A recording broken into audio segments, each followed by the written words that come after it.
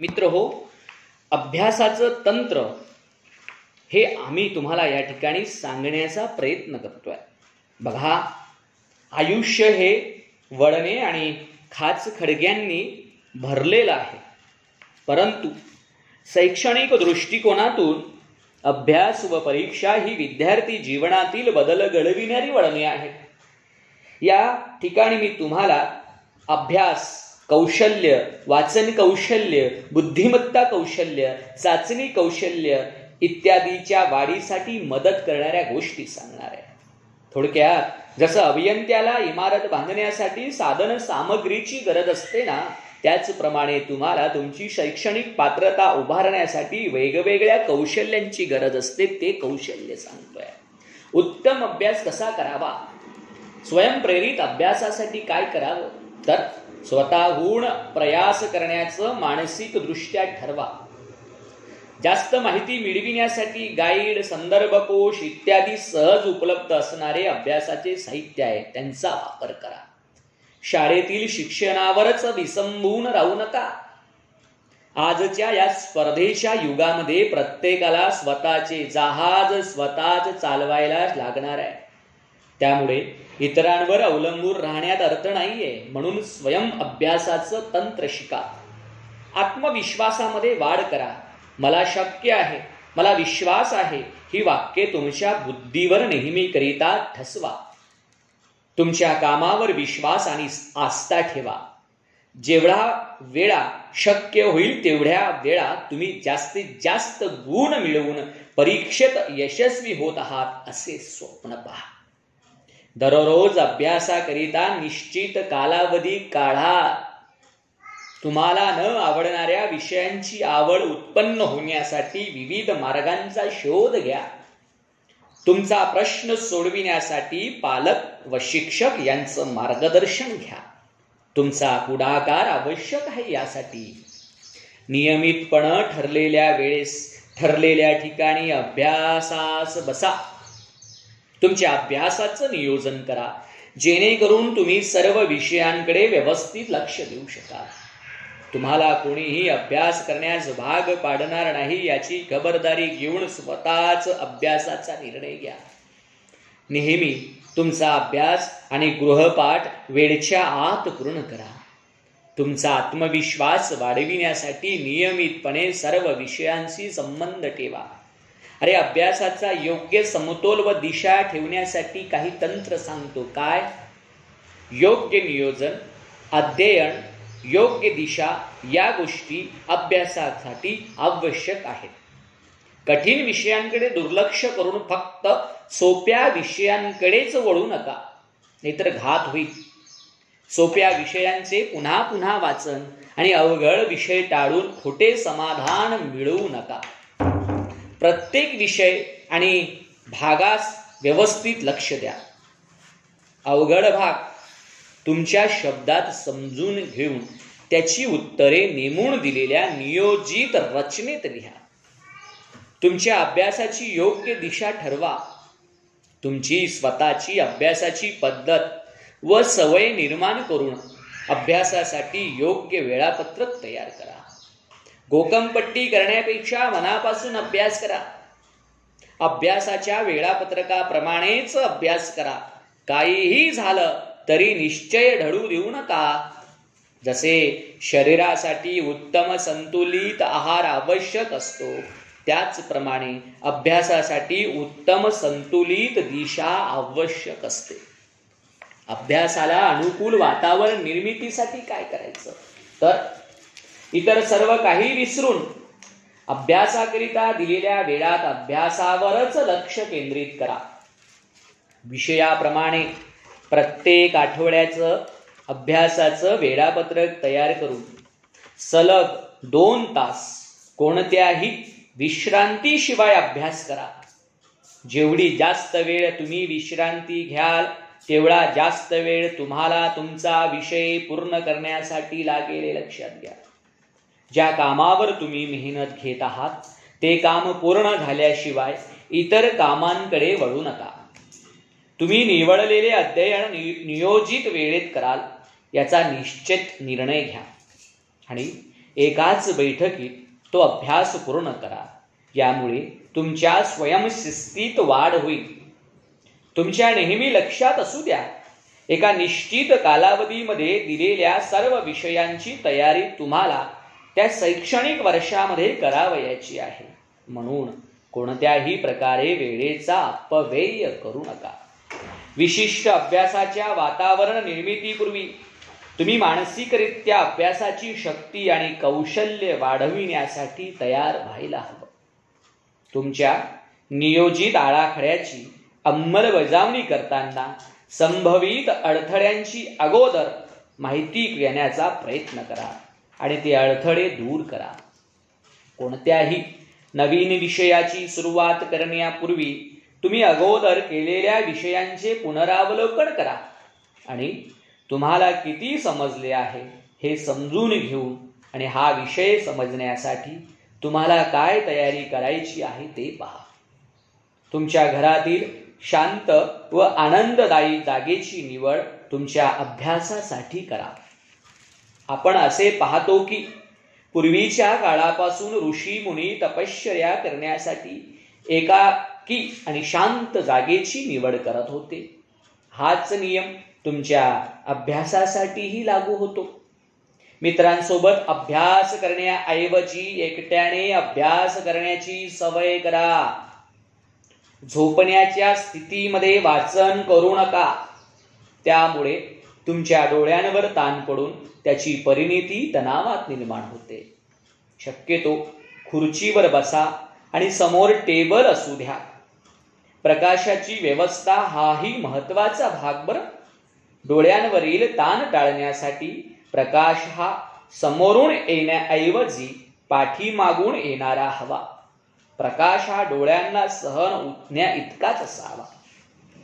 वेळेच्या बचतीसाठी pen, refills, pencil, खोडरबर, पट्टी इत्यादी जवळ हाताशी ठेवा. खेळती आणि शुद्ध हवा ही चांगल्या वातावरणाची महत्वाची वैशिष्ट्ये आहे.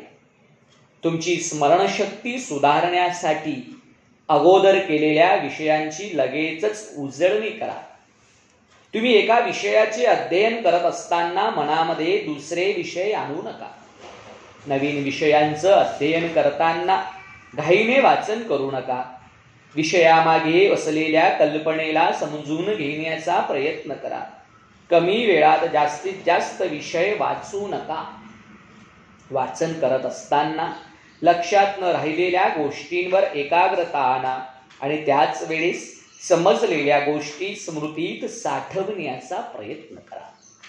नेमून ठेवलेल्या कालमर्यादेमध्ये सोपे विषय शिका किंवा त्यांची उजळणी करा.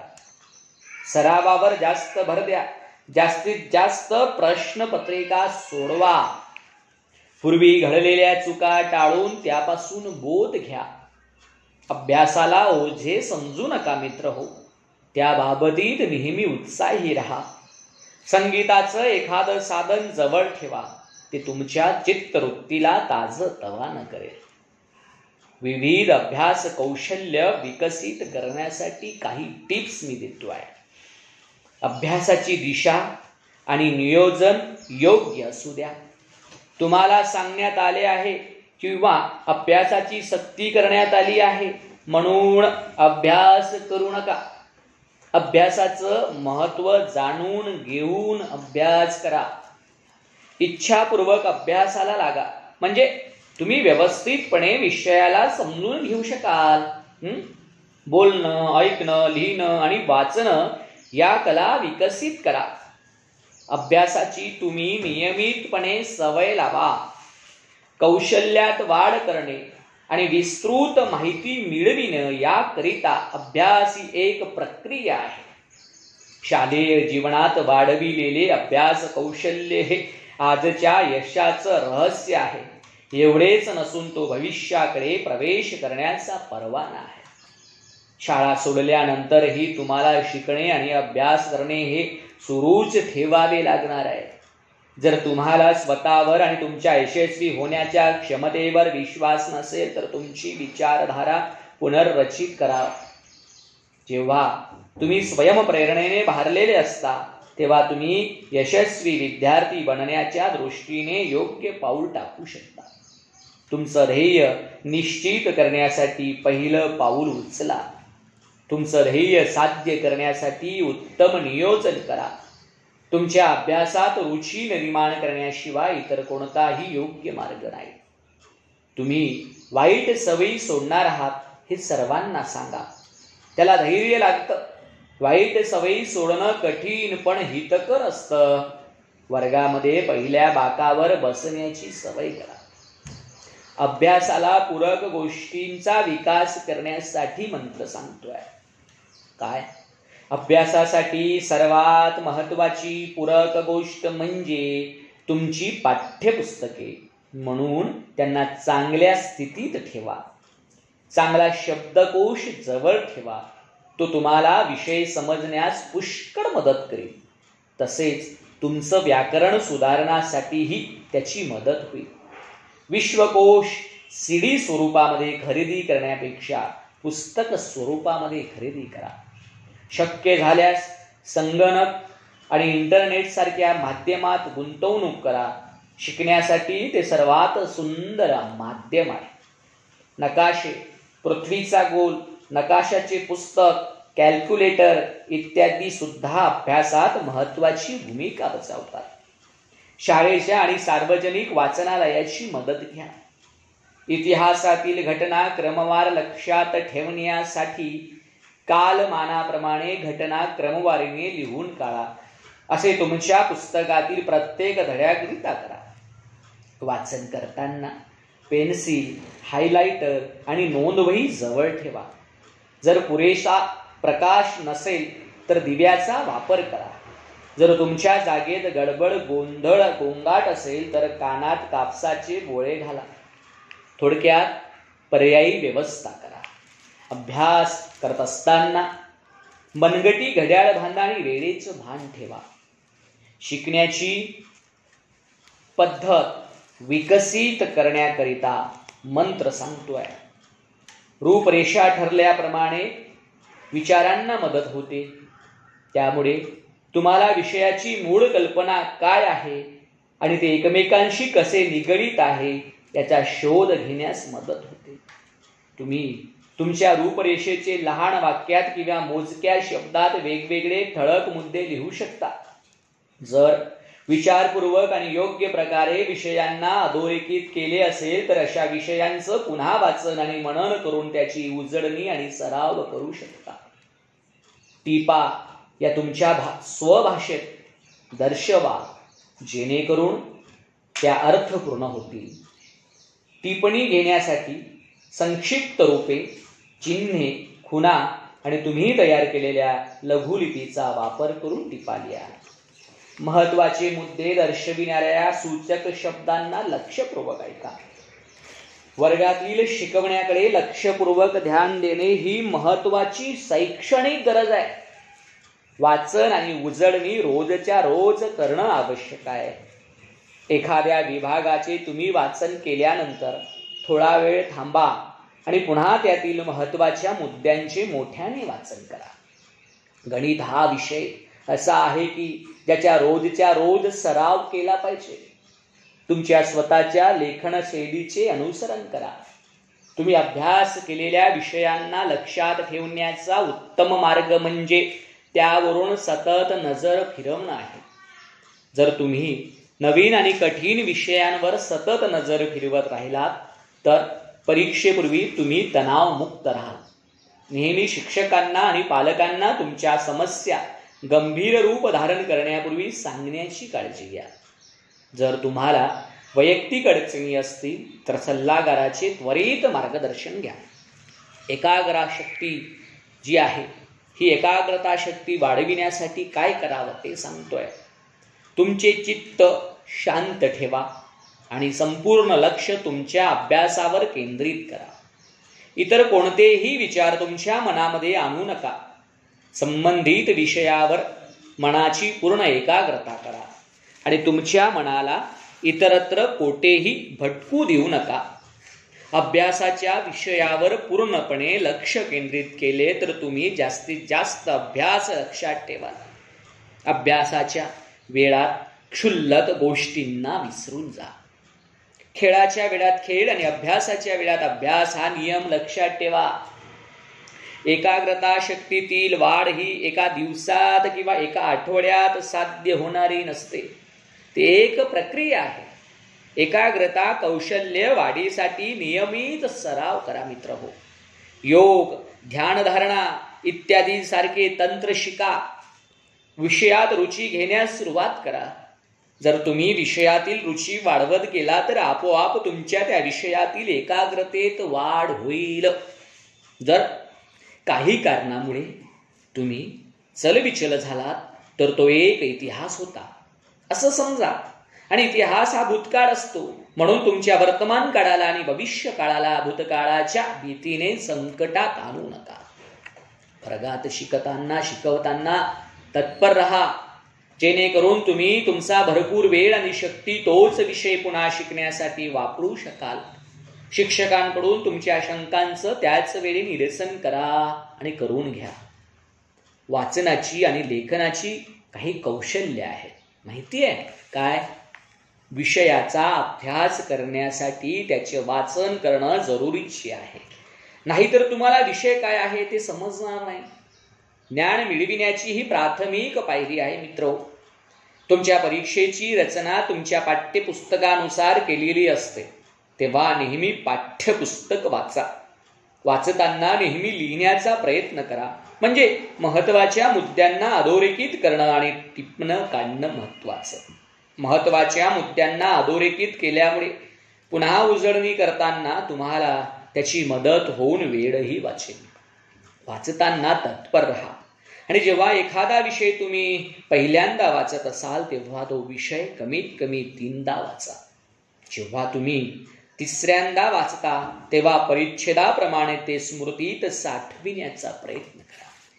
जर तुम्हाला काही शंका किंवा प्रश्न असतील तर त्यांची टिप्पण करा आणि त्वरित तुमच्या शिक्षकांना त्याबद्दल विचारा. जलदरित्या वाचण्याचा प्रयत्न करा. त्यामुळे वेळ वाचविण्याची आणि जास्तीत जास्त विषय समजावून घेण्याची सवय प्रमाणात लागेल. वाचत असताना विषयाला आठवणीत ठेवण्याऐवजी त्याला समजून घेण्याचा प्रयत्न करा. पाठांतरावरच विशेष जोर देऊ नका. यशासाठीचे वाचनीय मुद्दे सांगतोय. पुस्तक किंवा लेख वाचल्यामुळे व्यक्तीचं जीवन बदलू शकतं. त्यामुळे मोठे प्रश्नही सुटू शकतात. गंमत म्हणून वाचणं हे फारच आनंददायक असतं. विद्यार्थ्यांनी याचा प्रयत्न करून पाहावा. प्रति मिनिटाला शब्दांची मोजणी करून वाचनाचा वेग वाढला पाहिजे आणि काढला पाहिजे. प्रत्येक शब्दाला वेगवेगळे पाहू नका.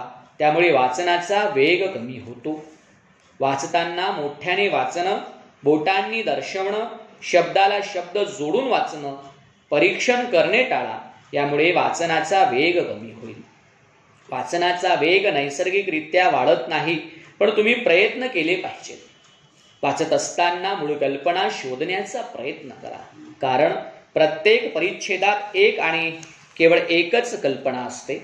जर तुम्ही मूळ कल्पना तपशीलवारपणे मांडली तर ती सहजपणे लक्षात ठेवता येईल.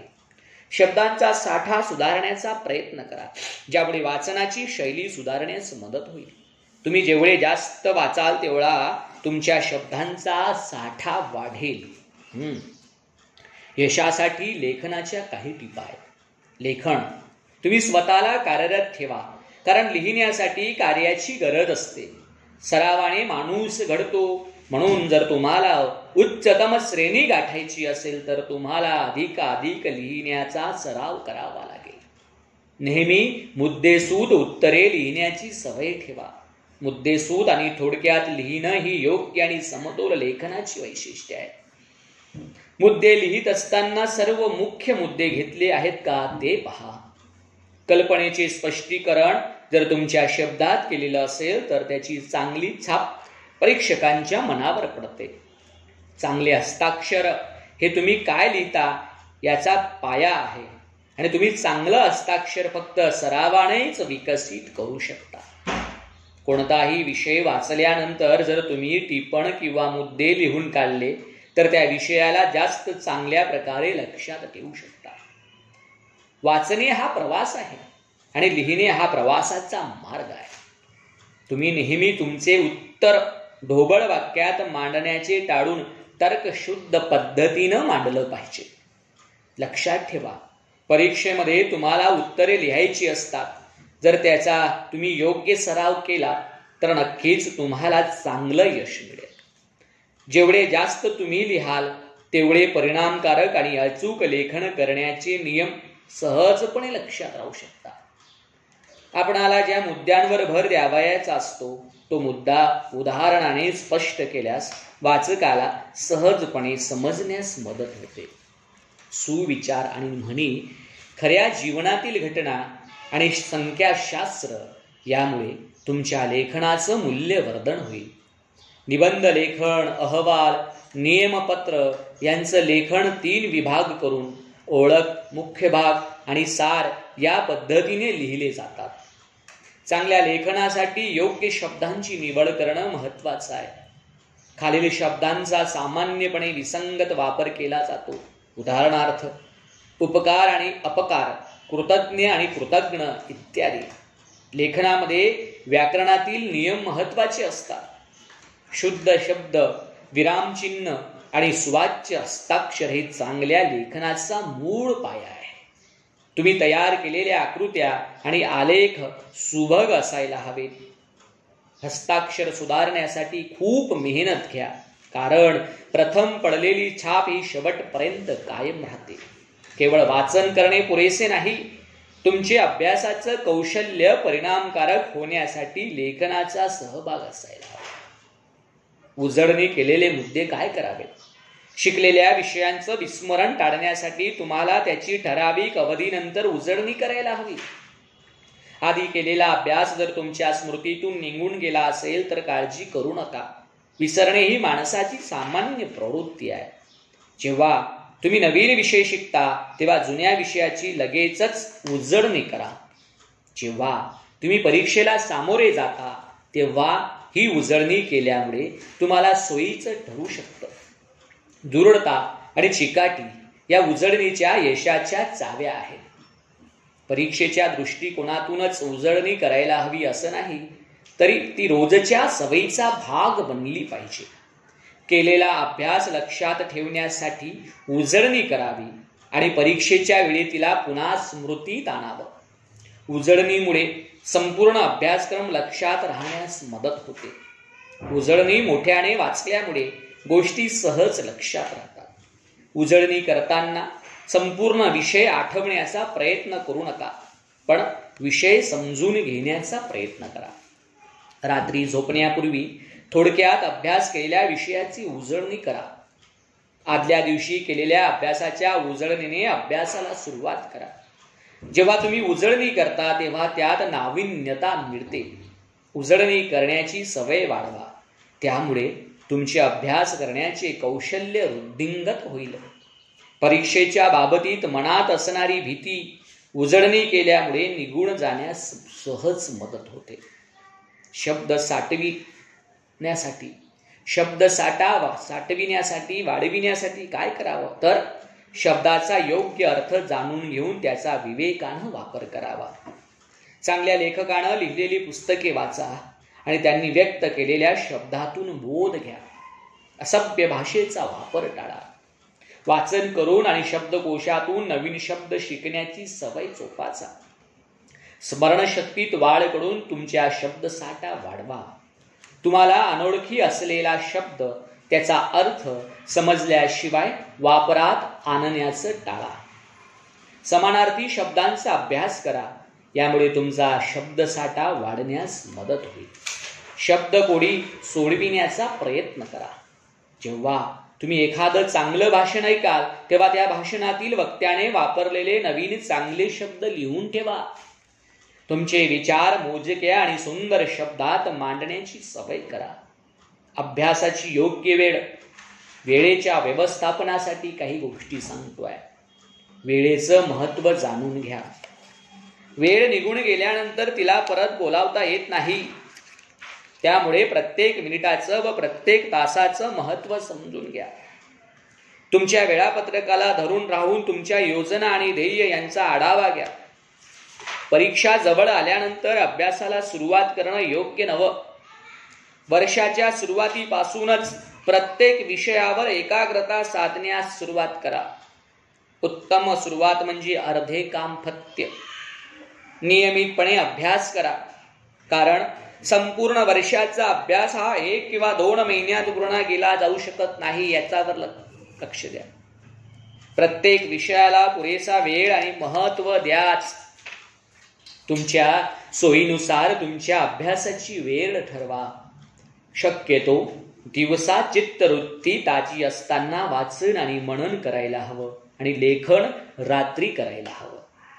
नेहमी तुमच्या अभ्यासाचं नियोजन हे साप्ताहिक, मासिक व वार्षिक अशा पद्धतीने करा. तुम्हाला न आवडणाऱ्या आणि कमी कळणाऱ्या विषयांपासून सुरुवात करा. आज करावयाची कामे या मथळ्याखाली त्या विशिष्ट दिवशी करावयाच्या कामांची नोंद तारखेनुसार नोंदवहीत करा.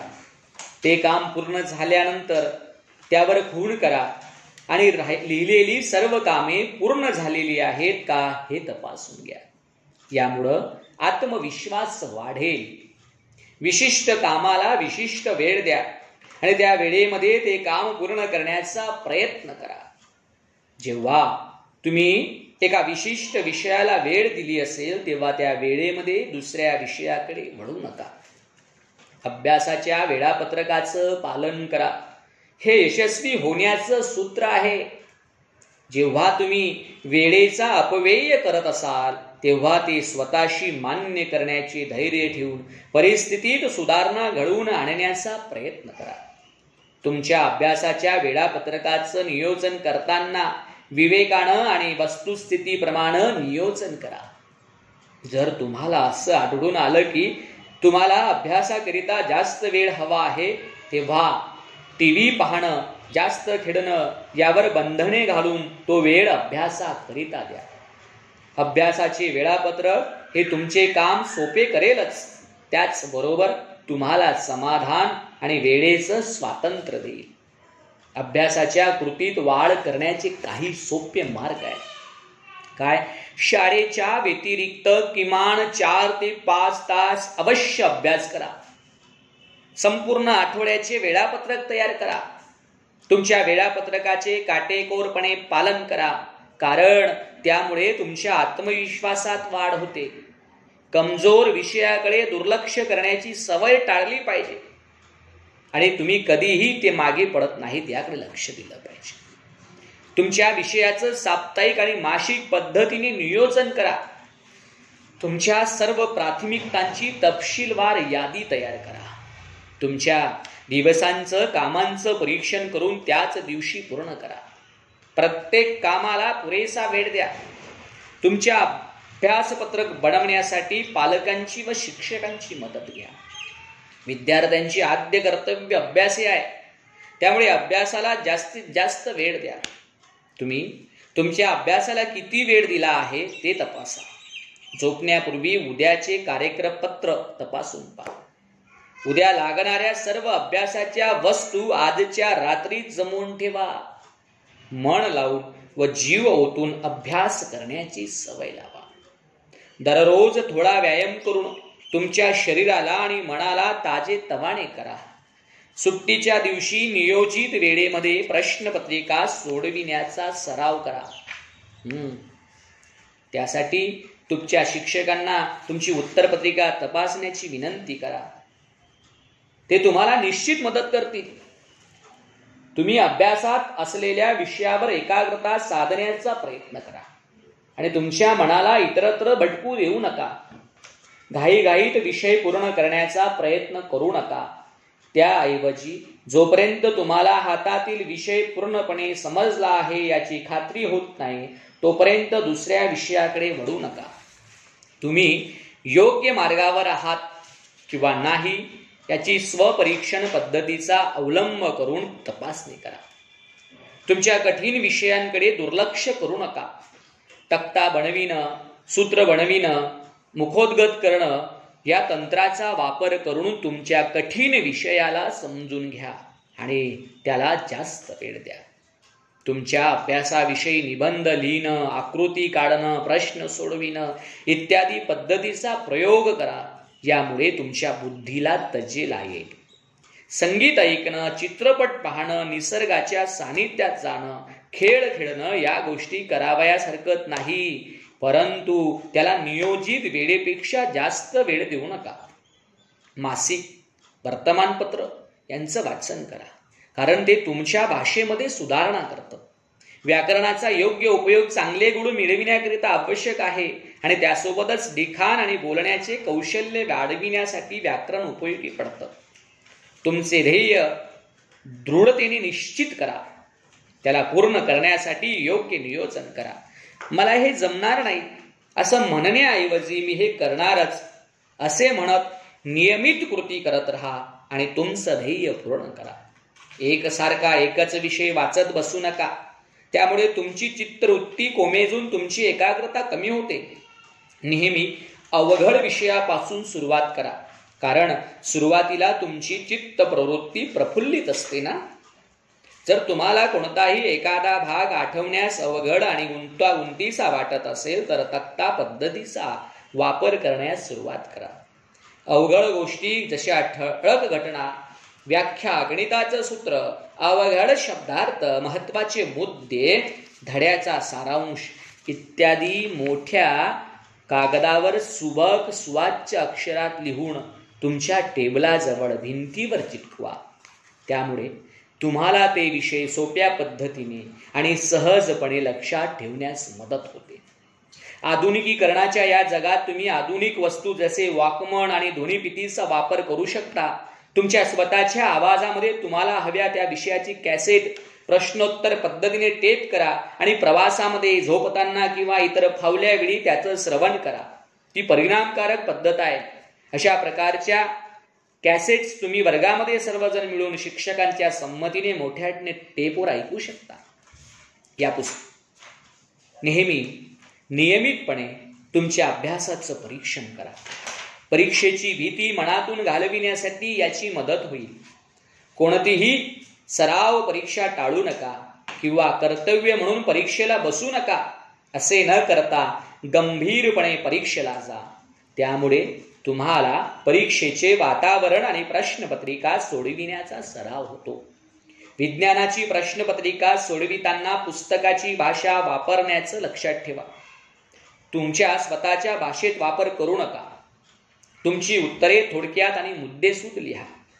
विवरणात्मक उत्तरांची सुरुवात रोचक करून शेवट योग्य प्रकारे करावा. योग्य व्याकरणाचा, शब्दार्थाचा उपयोग करा आणि सर्व मुद्दे योग्य रीतीने उत्तरात समाविष्ट करा. परिच्छेदाच्या रचनेला महत्त्व द्या. कंटाळवाण्या परिस्थितीमध्ये सापडून तुमची उत्तरे लिहिताना लघुमार्गाचा वापर कधीही करू नका. लक्षात ठेवा, परीक्षा हा शेवटचा खेळ आहे. तेथे पुन्हा एकदाचा संभव नाही. परीक्षेशी प्रामाणिक राहा. पुष्कळ वेळा विद्यार्थी आकृत्यांना नाव देण्याचे विसरतात, म्हणून लक्षपूर्वक वागा. शक्यतो खोडरबाराचा वापर टाळा. गरज पडल्यास चांगल्या खोडरबाराचा वापर करा आणि तुमची उत्तरपत्रिका खराब होऊ देऊ नका. उत्तरपत्रिकेत प्रश्न लिहू नका, परंतु प्रश्न क्रमांक लिहिण्याच्या बाबतीत जागरूक राहा. नेहमी निळ्या अथवा काळ्या शाईनेच लिहा. इतर कोणत्याही रंगाचा वापर करू नका. नवीन प्रश्नांचे उत्तर नवीन पानावर लिहा आणि पानांच्या दोन्ही बाजूंचा लिहिण्यासाठी वापर करा. पानाच्या डाव्या बाजूस 1 इंचाच्या समासाची जागा सोडा. उजव्या बाजूला अर्ध्या इंचाचा समास सोडवा. परीक्षा देताना तुमच्या वेळेचं योग्य व्यवस्थापन करा. जास्त वेळ लागणाऱ्या प्रश्नांची उत्तरे शेवटी लिहा. परीक्षा देताना जलद गतीनं लिहिणं आवश्यक असतं. उन्हाळ्यातील सुट्टी ही अतिरिक्त वेळ आहे, म्हणून या वेळेचा सदुपयोग करा. 24 तासातील 8 तास झोपेकरिता, 8 तास महत्वाची कार्य व विरुंगळ्याकरिता आणि 8 तास अभ्यासाच्या उजळणीकरिता घालवा. या गोष्टींचा विचार करा. तुम्ही खाणं, खेळणं, स्नान करणं, दात घासणं या गोष्टी दररोज नियमितपणे करता, तर मग अभ्यास का करत नाही? अभ्यासाला रोजच्या सवयीचा भाग करा. जे विद्यार्थी वर्षभर नियमित अभ्यास करतात आणि परीक्षेचा सराव करतात त्यांना विशेष नैपुण्य मिळतं. ध्येय तक्ता दररोज वाचा, म्हणजे तुम्हाला तुमच्या ध्येयाची आठवण राहून अभ्यासात सातत्य राहील. नैपुण्य मिळविल्याचे स्वप्न पहा.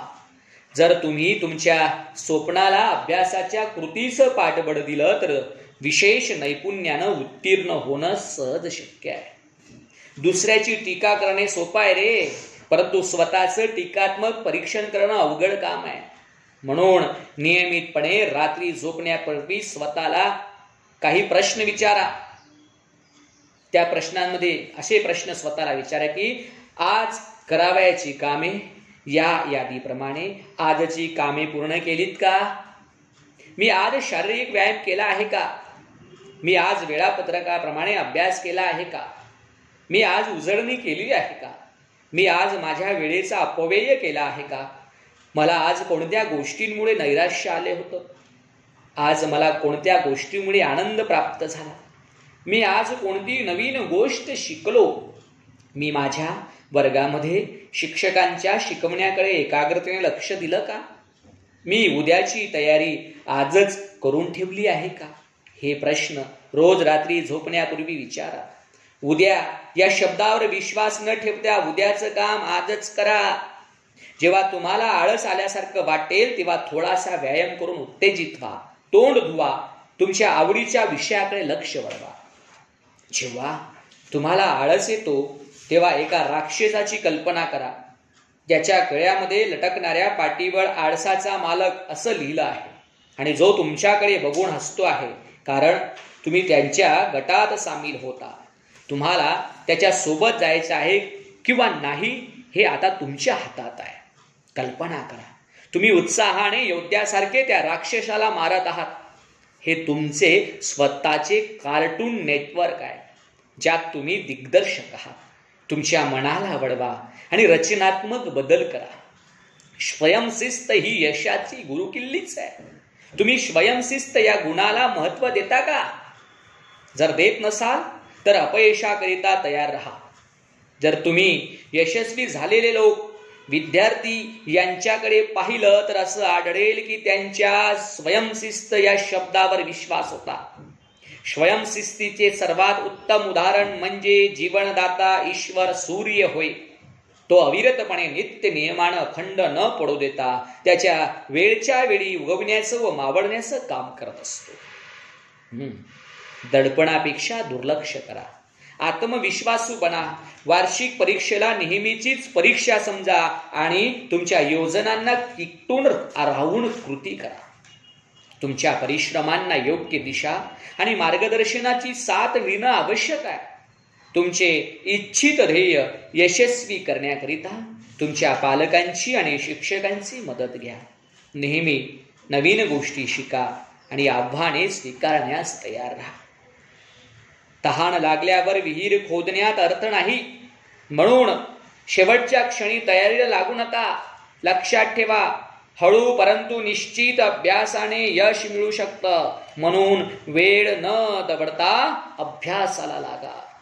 तुमच्या ध्येयासक्त तक्ता जो आहे तो तयार करण्यासाठी सांगतोय. तुमचं ध्येय काय आहे ते आधी ठरवा. तुमचं ध्येय कागदावर लिहा आणि त्याच्या अनेक प्रती काढा. तुमचं ध्येय कागदावर लिहून तुमच्या खोलीत आरशाच्या बाजूला, मुख्य प्रवेशद्वाराजवळ, टीव्हीच्या बाजूला, जेथे तुमची इच्छा असेल तिथंच टिकवा, जेणेकरून तुमच्या ध्येयाची तुम्हाला सतत आठवण राहील. तुमच्या नोंदवहीमध्ये का, कसे आणि केव्हा तुम्हाला तुमचे ध्येय साध्य करायचे आहे ते लिहा. तुमच्या ध्येयाला गाठण्यासाठी करण्यात येणाऱ्या कृतीचे नियोजन लिहून काढा. तुमच्या ध्येयापासून होणारे फायदे आणि तोटे लिहून काढा. तुमच्या शिक्षकांकडे आणि पालकांकडे तुमच्या महत्वाकांक्षेविषयी सल्ला मसलत करा. जर तुम्हाला तुमचं ध्येय गाठायचं असेल तर तुम्हाला भुरळ पाडणाऱ्या गोष्टींना टाळण्यासाठी मानसिकरित्या तयार व्हावं लागेल. संपूर्णपणे तुमच्या ध्येयावर एकाग्रता ठेवा. तुमचं ध्येय गाठण्याकरिता असाधारण अशी कृती करा आणि मग पहा, 90% हे प्रयत्न असतात मित्र हो, आणि 10%च भाग्य असतात आणि या एकूण 100%ला यश म्हणतात. आणि यासाठीच हा प्रपंच आहे. म्हणून तुमच्या अभ्यासासाठीच्या शुभेच्छा. धन्यवाद.